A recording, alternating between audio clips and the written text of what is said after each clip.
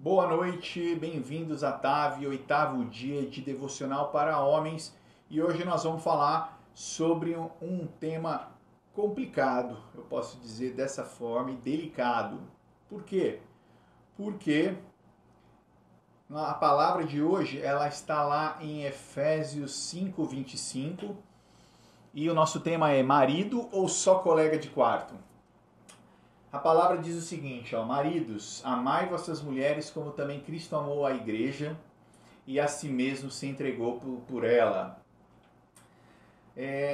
A cosmovisão cristã sobre o casamento ela é mais do que uma instituição, ok? É um pacto espiritual que espelha a relação de Cristo com a igreja. Cristo não se relaciona com a igreja por conveniência, mas por uma aliança. Ele se entrega em sacrifício à igreja, mesmo quando não é correspondido. Então, marido, amar como Cristo amou a igreja não é um sentimento, é um chamado à cruz. Amar sua esposa, liderá-la com graça, servi-la com firmeza e permanecer mesmo quando o retorno não vem, ok? É viver a doutrina da graça na prática. E amar quem não merece, às vezes, muitas das vezes, porque você também não mereceu o amor. Então a graça é de graça. E aí entra nesse ciclo, você foi amado incondicionalmente e você ama também, esse é o convite. Muitos homens assumem um papel de função no casamento, mas às vezes nós não nos envolvemos emocionalmente. Então nós executamos tarefas, sustentamos financeiramente, dão ordens ou nos anulamos. Não se conectamos, não se entregamos, não compartilhamos as fragilidades, porque lá no inconsciente nós somos ensinados a associar uma entrega com fraqueza. E quando na cruz a maior força foi apresentada por nós através da entrega, o que Cristo fez por nós. Algumas outras ferramentas, como o coaching, por exemplo, vai falar que temos que ter uma responsabilidade intencional, liderar com clareza, ou você é arrastado pela rotina, pelo automático. Então, o marido que ama como Cristo tem clareza do seu papel, servo, líder, protetor espiritual, espelho de Cristo, toma iniciativa emocional, pergunta, ouve a esposa, restaura, age com propósito, define o ritmo da casa, do clima e a direção espiritual da casa.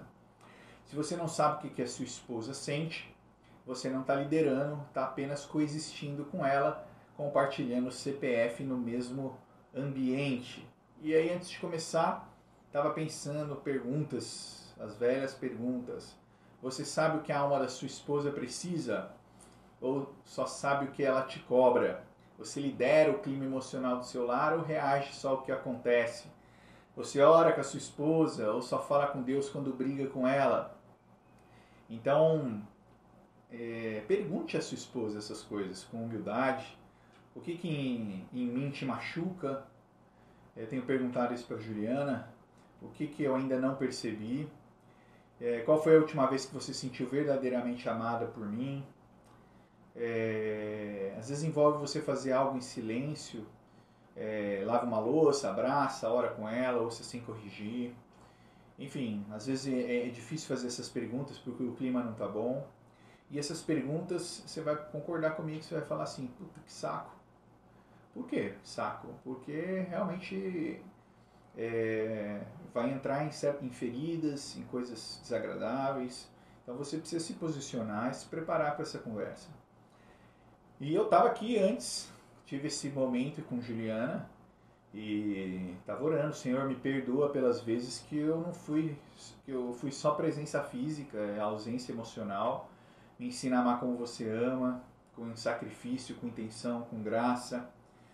E restaura meu coração, porque restaura o meu casamento em várias áreas. Que a minha firmeza seja ternura, que a minha palavra seja um bálsamo aqui em casa, que a gente possa restabelecer as coisas que estão em desordem e organizar. Amém e amém. E eu quis trazer hoje, falar sobre isso também especial e falar de uma forma real, de uma forma bem abrindo o meu coração, entrega, Se entregar em sacrifício, mesmo quando não é correspondido, é um saco, é chato e nem sempre a sua esposa vai te entender. E acho que eu estou representando um grito aí de muito homem que está tentando amar, mas se sente sozinho aí nessa entrega. Por quê? Porque a gente pensa assim, cara, eu estou entregando, fazendo certo, mas a pessoa, ela não vê, eu me esforço, e só que às vezes a gente se esforça, se cala, e você se entrega, eu entendo, e mesmo assim parece que não muda nada. E é isso que cansa, é isso que enche o saco. E amar como Cristo amou, ele é lindo na pregação, mas na prática é extremamente doloroso, dói. Principalmente quando você se entrega, e a pessoa que você ama não reconhece, muitas das vezes, não responde ou parece continuar te cobrando mais, querendo mais, ou não reconhece o seu esforço até agora. Então a gente pode olhar isso pelas lentes da Bíblia, de novo. Por quê? Porque, de novo, porque é o único jeito de preencher esse vazio, da gente achar propósito. Então Jesus amou até o fim, mesmo quando os discípulos não entenderam, mesmo quando Judas o traiu, mesmo quando Pedro negou, quando Tomé duvidou e quando a multidão virava as costas para ele, né? Ele não recuou da cruz. Por quê? Porque o amor dele não dependeu de resposta. O amor dele é identidade, não é recompensa. Então, lá em Romanos 5:8 fala: enquanto ainda éramos pecadores, Cristo morreu por nós. Amar como Cristo não é sobre troca, é sobre refletir quem você se tornou em Cristo. Então a sua dor é legítima, mas não define a sua missão. Sentir que você não é visto, nem compreendido, nem valorizado, vai doer pra caramba, vai doer. Mas cuidado, cuidado, cuidado. A dor do não reconhecimento pode às vezes se transformar em um vitimismo silencioso, e aí que te leva a se fechar cada vez mais, se calar demais, parar de tentar resgatar o seu casamento, de ir atrás da sua esposa, e você cansa da sua própria aliança. E a pergunta é, você está esperando o amor como aprovação ou vivendo o amor como uma identidade? Cristo não esperou a igreja entender primeiro, ele se entregou. Então, ser marido é ser sacerdote, não refém de uma resposta. Então, o homem, eu não lidero por merecimento, lidero porque eu fui chamado por Deus. E esse chamado é sacerdotal, não só emocional. E às vezes você será o único a orar, não vai ter ninguém para orar com você, o único a ceder numa briga, o único a pedir perdão, o único a entender. E isso não te enfraquece, isso só te posiciona mais perto de Cristo. Então, o que você pode fazer quando amar parece extremamente injusto? Ore por ela, né, mais do que você pensa sobre ela. Interceda, não reclama. Peça para ver com os olhos do reino de Deus, não da reação.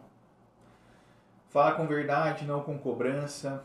Então, Juliana, eu estou tentando amar como Deus me chamou para amar. Mas às vezes eu me sinto sozinho nessa. E eu não quero te pressionar, só dividir o meu coração. Estou cheio de problemas, estou pensando assim, assado. E o homem que fala, ele ama, né? O homem que ama fala, não se cala para sobreviver. E não é saudável carregar isso sozinho. Por isso a importância de caminhar com outros homens, carregar com amigos que não são só apenas superficiais, mas que caminham de forma profunda. Converse com outros homens que entendem esse chamado e pode te fortalecer em oração, em confronto, através do discipulado, através da comunhão na igreja, através da comunhão em casa. E eu estava pensando sobre isso, porque é sempre desafiador falar sobre isso, E o amor que você oferece revela quem você é. E a resposta que às vezes sua esposa te dá revela quem ela está sendo. E fiquei pensando nisso, o amor que você oferece revela quem você é. E para que o homem entenda quem ele é, em meio ao desafio de amar sem retorno, eu fiquei pensando numa base bíblica para isso. O amor que você oferece revela quem você é. Então, lá em Mateus 5, 44 a 45, fala: amem os seus inimigos e orem por aqueles que os perseguem, para que vocês se tornem filhos do Pai de vocês que está nos céus. 1 João 4,19, amamos porque Ele nos amou primeiro. No reino de Deus, o amor não é uma resposta, ele é identidade. Você não ama porque a pessoa merece, mas porque você é alguém que nasceu do amor. Você não ama porque você quer algo em troca. Cristo não morreu por uma noiva pronta. Cristo não morreu por uma igreja pronta. Morreu por uma noiva rebelde. Ele amou porque ele é amor, lá em 1 João 4,8. A cruz ele revelou quem ele é e não o que a humanidade fez por merecer. Então, quando você ama a sua esposa com paciência, com sacrifício, com serviço, com fidelidade, mesmo que ela não corresponda, você está dizendo com a sua vida: eu sou filho de Deus. E esse é o tipo de homem que ele está formando em mim.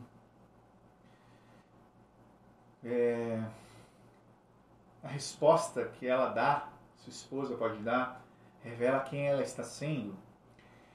Eu separei Provérbios 14:1, que fala: a mulher sábia edifica o seu lar, mas a insensata o derruba com as próprias mãos. Maridos, amem suas mulheres, e mulheres, respeitem seus maridos. Efésios 5:33. Então, cada um de nós, no relacionamento, no casamento, revela o seu momento, o seu coração, pela forma como responde ao amor. Faz sentido isso? Quando uma esposa responde com honra, com ternura e respeito, está sendo edificadora, ajudadora e sábia.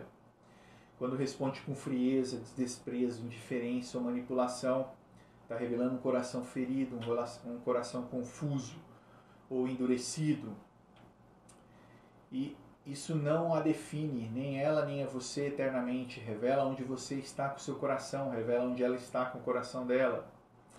E assim como nossas falhas também não nos definem, mas revela onde nós estamos precisando de realinhamento, de se posicionar em Cristo, pedir direção, pela graça, ser transformado. E como o homem deve lidar com essa realidade? Nós temos que lidar com maturidade, com oração, com firmeza em Deus. E o nosso papel é ser fiel ao chamado, interceder por quem ainda está no processo. E Efésios 5:25, ele não diz: ama a sua esposa se ela responder bem. Ele diz: amai vossas mulheres como Cristo amou a igreja e se entregou por ela. Cristo morreu antes da igreja se alinhar. Você ama não para transformar, mas porque você foi transformado. Então, quando a resposta da sua esposa te fere, o que você vai fazer? Não tornar o amor em moeda de troca é a primeira coisa. Então, se você parar de amar porque não recebe de volta, você está colocando a sua identidade na resposta dela e não na sua posição em Cristo. Ser forte não é se calar, é ter coragem de falar com mansidão, falar com verdade. Amor, às vezes eu me sinto ferido por você não entender, por não ser visto. Eu não quero te cobrar, eu só estou dividindo. Eu continuo te amando, mas também preciso ser curado em várias áreas, mas isso me machuca, isso me fere do jeito que você fala, assim, assado. Tentar construir uma relação de respeito. Orar pela sua esposa. Então eu não amo para mudar o outro, eu amo porque eu fui mudado. Eu fui amado primeiro pelo Senhor, por Cristo. E aqui em casa, gente, é uma luta, tá? Uma luta constante. Tem muito sacrifício. Eu fico pensando porque fica tão pesado falar sobre isso, porque a realidade, essa é a realidade do casamento. Meu casamento é com amor, e o amor de 1 Coríntios 13, o amor ele é paciente, lembra? Ele é bondoso, não maltrata, não é egoísta, ele não se ira facilmente, ele não guarda rancor. Que mais? Ele tudo suporta, tudo espera. Então, por que é pesado falar nisso e tocar nesse ponto? Fiquei pensando nisso hoje, porque a realidade do meu casamento é com amor. Então tem dor, tem sacrifício. Por quê? Para você viver um amor como o de Coríntios 13, você vai ter uma dor que você vai carregar. E essa dor, ela tem um nome, chama fidelidade. E mesmo que doa, você está sendo mais parecido do que Cristo, do que você imagina.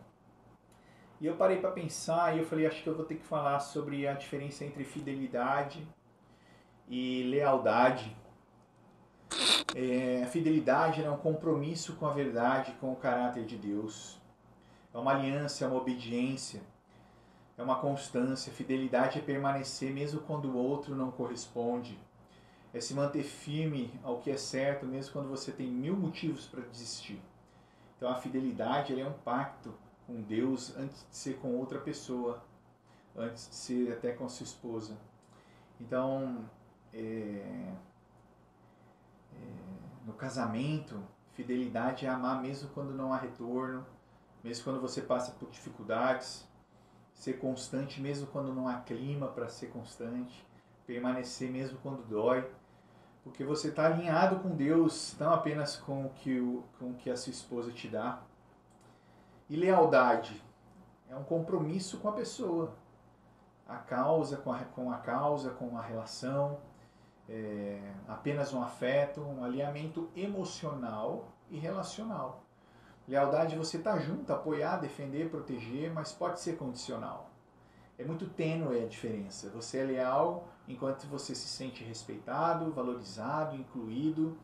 E a lealdade é importante, super importante, mas pode falhar quando não há uma reciprocidade. Então, um exemplo que eu pensei bíblico é Pedro era leal a Jesus, mas quando ele sentiu medo, ele negou. E Jesus, por outro lado, era fiel ao Pai até a cruz. Vocês entenderam a diferença? E, de novo, eu acho pesado falar sobre essas coisas. Não acho um assunto gostosinho. Mas não é em vão. E por que nós temos que falar sobre essas coisas?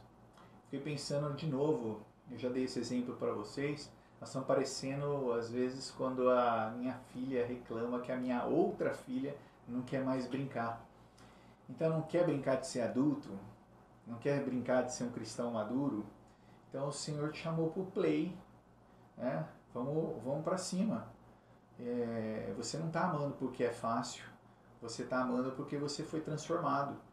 E Cristo também amou em silêncio, amou com lágrimas, amou sem reconhecimento, amou com traição, com abandono, e ainda assim ele permaneceu. Então, de novo, foi até hoje isso. A Maria chegou para mim e falou assim, papai, a Helena não quer brincar de casinha, ela toda hora brinca e para de brincar, e ela não quer mais ser minha amiga. E aí eu pensei, às vezes no casamento a gente age igualzinho. Eu fico esperando o outro voltar a brincar, voltar a gostar, voltar a fazer tudo funcionar. Mas Deus não te chamou para brincar, meu amigo. Deus te chamou para edificar, para amadurecer e para se posicionar. E tem muito homem querendo os benefícios de uma aliança, mas fugindo de responsabilidade da maturidade. Então, por exemplo, você quer carinho, mas não quer confronto. Você quer sexo, mas não quer conversa. Quer paz, mas não quer processo. Então vai te amassar. Bem-vindo. Isso mais um para esse mergulho, para o playground aí de Cristo. E o cristão maduro não joga, carrega, constrói, ama mesmo quando o outro não quer brincar. E aí, depois dessa como é que eu vou dizer, analogia com as minhas filhas, eu lembrei de 1 Coríntios 13, 11, ainda lá depois do que ele fala de amor. Quando eu era menino, eu falava como menino, sentia como menino, mas quando cheguei a ser homem, desisti das coisas de menino.